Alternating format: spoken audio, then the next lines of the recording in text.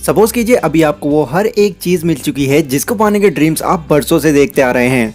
आपके पास गाड़ी है, लग्जरी हाउस है और करोड़ों अरबों के हिसाब से पैसा है एंड किसी भी तरह की आपको चिंता नहीं है। लेकिन अब आपकी एज 70 से भी प्लस हो चुकी है और आप अपनी ओल्ड एज की पीक पर आ चुके हैं। तो क्या आप इन सभी चीज़ों को एंजॉय कर पाएंगे? ऑब्वियसली यंग एज के कंपैरिजन में तो बिल्कुल नहीं, लेकिन ऑन एन एवरेज लोग हमेशा इसी ट्रैक पर चलते हैं। 22 से 23 साल की एज तक पढ़ाई, फिर 30 से 35 साल की जॉब और फिर बूढ़े हो जाने पर रिटायरमेंट का इंतज़ार। अब यहाँ पर अगर आप मिलियनर बन भी गए तो क्या फ़ायदा, आपके वो एंजॉयमेंट वाली एज काफ़ी पीछे जा चुकी होगी। आज मैं आपके साथ जो बुक समरी शेयर करने वाला हूँ वो आपको ये सोचने पर मजबूर कर देगी कि आखिर क्यों आपको अपनी अर्ली एज में ही फाइनेंशियली फ्री हो जाना चाहिए, ताकि आप इन सभी लग्जरीज को अपनी अर्ली एज के अंदर ही एंजॉय कर सको। एंड फाइनली इस वीडियो के लास्ट में मैं आपको कुछ ऐसे अमेजिंग पॉइंट्स भी बताने वाला हूँ जिससे पॉसिबली आप अपनी यंग एज में ही रिटायर हो सकते हो। बट उससे पहले एक बहुत ही इंपॉर्टेंट बात, अगर आप इस आवाज़ के पीछे के फेस को देखना चाहते हैं एंड मुझसे और ज़्यादा कनेक्टेड रहना चाहते हैं तो मुझे इंस्टाग्राम पर ज़रूर फॉलो करें, क्योंकि वहीं पर आजकल मैं ज़्यादा एक्टिव रहता हूँ। So let's begin. तो अगर मैं आपके सामने ये वर्ड्स बोलता हूँ, एक बहुत ही अमीर इंसान, तो आपके ब्रेन में भी Bill Gates, Ratan Tata, Mukesh Ambani, Elon Musk और जेफ बेजोस जैसे अमीर लोगों की पिक्चर्स घूमने लग गई होंगी। पर हार्डली ही किसी ने ये सोचा होगा कि एक 24 से 25 साल का लड़का जो घर बैठे अपने बिजनेस के थ्रू लाखों करोड़ों कमा रहा होगा। ऐसा क्यों? क्योंकि मैक्सिमम लोग ऐसा सोचते ही नहीं कि 24 से 25 साल का लड़का भी मिलियनर बन सकता है, और अगर बन गया तो वो उसका लक है। ऑथर एमजे डिमार्को जब अपनी चाइल्डहुड एज में थे तो वो एक दिन अपनी गली में आइसक्रीम खा रहे थे। तभी उनकी नज़र एक चमचमाती लैम्बोर्गिनी कार पर पड़ी जो कि उनसे थोड़ी ही दूरी पर खड़ी हुई थी। उस कार को देखकर भी ऑथर के माइंड में यही आया कि ज़रूर इसका मालिक कोई बूढ़ा आदमी होगा। पर जो इंसान उस कार के पास आया उसे देखकर ऑथर एकदम हैरान हो गए। उस कार का मालिक एक 25 साल का नौजवान था। ऑथर ने वहां जाकर उस आदमी से पूछा कि आप क्या काम करते हैं, तो उस आदमी ने बताया कि मैं एक इन्वेंटर हूँ, और वो वहाँ से चला गया। बस तभी से ही ऑथर को ये यकीन हो गया कि कम एज में भी अमीर बनना पॉसिबल है।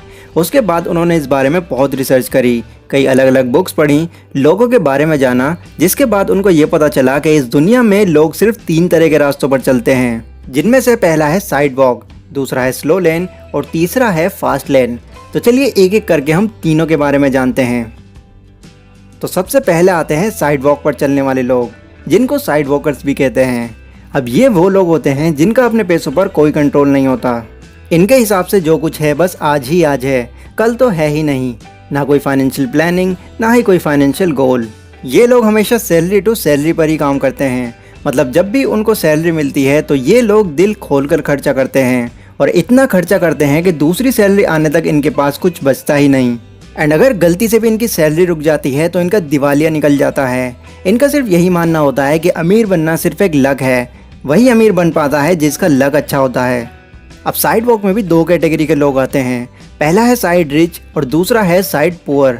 साइड पुअर वही लोग हैं जिनके बारे में मैंने अभी आपको बताया, लेकिन साइड रिच वो लोग होते हैं जो कि हमें देखने में अमीर लगते हैं, बट एक्चुअल में उनकी सारी अमीरी सिर्फ शो ऑफ के लिए ही होती है। इनकी सैलरी अगर 40,000 भी होगी तो फिर भी ये 50 से 60 हज़ार का फ़ोन खरीदेंगे, भले ही वो फ़ोन इनको फाइनेंस ही क्यों ना कराना पड़े। क्यों? क्योंकि लोगों के सामने इनको अमीर दिखना है।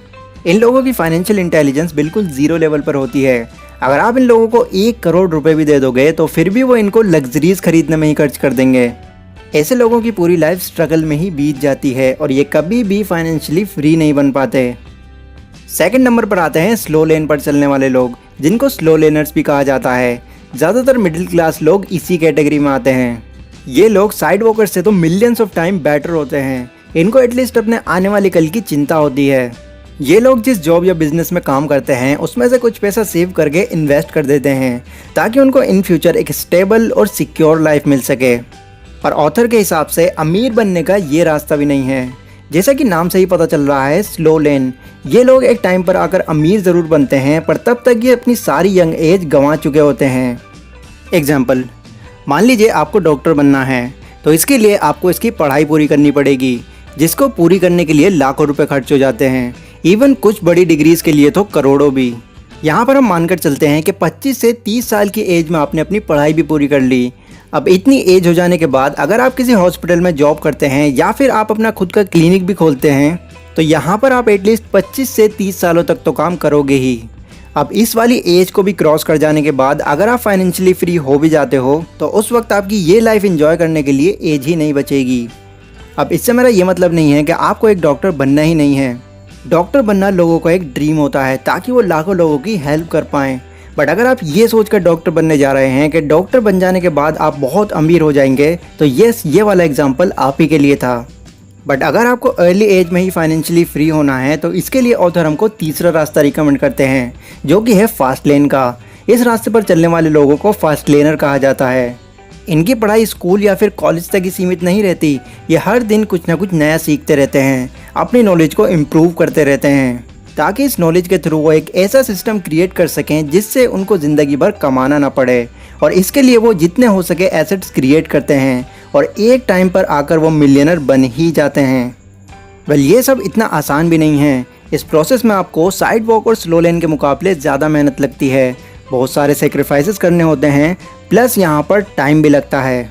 बट उतना तो बिल्कुल भी नहीं कि आपको बुढ़ापा देखना पड़ जाए। अब सवाल ये आता है कि फ़ास्ट लेन के रास्ते पर हम आखिर चल कैसे सकते हैं, यानी कि फ़ास्ट लेन के रास्ते पर चलने का तरीका क्या है। तो इसलिए मैं आपके साथ 4 पॉइंट शेयर कर रहा हूँ जो आपको ज़रूर फॉलो करने चाहिए अगर आप अपनी अर्ली एज में ही मिलियनर बनना चाहते हैं। Point number 1, attack the need. आपको ऐसा सिस्टम या फिर बिजनेस क्रिएट करना होगा जो लोगों की नीड को पूरा करता हो, क्योंकि जितनी ज़्यादा वैल्यू आप लोगों को प्रोवाइड करेंगे इन फ्यूचर आप उतने ही अमीर बनते चले जाएंगे। एग्जाम्पल, जब लोगों को ऑटो या बस के लिए घंटों तक वेट करना पड़ रहा था तो उनकी इस प्रॉब्लम को ओला ने समझा और एक एप्लीकेशन बेस्ड टैक्सी सर्विस को प्रोवाइड कर दिया। और आज आप जानते ही हैं कि ओला कितनी बड़ी कंपनी बन चुकी है। ठीक इसी तरह होटल्स के लिए परेशान हो रहे लोगों को ओयो ने समझा और चीपेस्ट प्राइस में लोगों को ठहराने का सिस्टम क्रिएट कर दिया। एंड ओयो भी आज बहुत ज़्यादा पॉपुलर हो चुका है। आपको भी ऐसा ही सिस्टम क्रिएट करना होगा जो लोगों की ज़रूरतों को पूरा करता हो। जितने बड़े लेवल पर लोगों की प्रॉब्लम होगी उसको सॉल्व करने के बाद उतने ही ज़्यादा अमीर आप वहाँ से बनते चले जाएंगे। दूसरा पॉइंट है हाई एंट्री बैरियर बिजनेस। अब इसको कुछ इस तरह समझते हैं कि मान लीजिए आपने एक कपड़े की शॉप खोली तो आपको क्या लगता है वो खुलते ही फेमस हो जाएगी? बिल्कुल नहीं। आपके जैसे ही हज़ारों लाखों और लोग भी हैं जो ऑलरेडी इस काम को पहले से करते आ रहे हैं और ये लोग आपके कॉम्पिटिटर्स हैं। अब अगर आपको अपने कॉम्पिटिटर्स को बीट करना है तो कुछ ऐसी यूनिकनेस अपने प्रोडक्ट में लानी होगी जो बाकी लोग लाने की सोच भी ना सकें, तभी आपका बिजनेस इतने कंपटीशन में भी ग्रो कर पाएगा। थर्ड पॉइंट है स्केलेबिलिटी। आपके पड़ोस वाली किराने की शॉप भले ही कितनी भी बड़ी है पर उसका मालिक इतना अमीर नहीं होगा जितने अमीर जेफ बेजोस हैं। Reason scalability. आपके एरिया की दुकान सिर्फ एक पर्टिकुलर एरिया को ही कवर कर पा रही है, पर अमेज़न के थ्रू आप पूरे वर्ल्ड में कहीं से भी शॉपिंग कर सकते हैं। ठीक इसी तरह आपके एरिया के बर्गर वाला इतना फेमस नहीं होगा जितनी फेमस मैकडॉनल्ड कंपनी है। बर्गर तो दोनों ही बनाते हैं बट मैकडॉनल्ड ने अपने आप को स्केल किया हुआ है जिससे पूरी दुनिया के लोग उस कंपनी को जानते हैं। तो इसीलिए ऑथर हमको यही एडवाइस करते हैं कि जितने बड़े लेवल पर आपका बिजनेस स्केल होगा उतने ही आपके बिजनेस ग्रो होने के चांसेस बढ़ जाएंगे। और लास्ट पॉइंट है detach your business with time. मतलब आपको कोई ऐसा बिजनेस क्रिएट करना होगा जो कि सोते वक्त भी आपके लिए पैसा बनाता रहे। एग्जाम्पल, अगर आप अमेज़न या फ्लिपकार्ट पर एक ऑनलाइन सेलर हैं तो लोग कभी भी आपके प्रोडक्ट को खरीद सकते हैं, वो भी बिना आपके वहाँ इन्वॉल्व हुए। या फिर एक घर खरीद कर रेंट पर दे देना, यहाँ भी आपके पास बिना किसी मेहनत के पैसा आता रहेगा। ठीक इसी तरह और भी काफ़ी सारे ऐसे एसेट्स हैं जो कि 24 आवर्स आपके लिए पैसा बनाते रहेंगे, वो भी आपके ज़्यादा बिना इन्वॉल्व हुए। जिनमें से टॉप 10 एसेट्स के बारे में मैंने एक वीडियो भी बनाई हुई है। इस वीडियो के ख़त्म होने के बाद आप ज़रूर चेकआउट करें।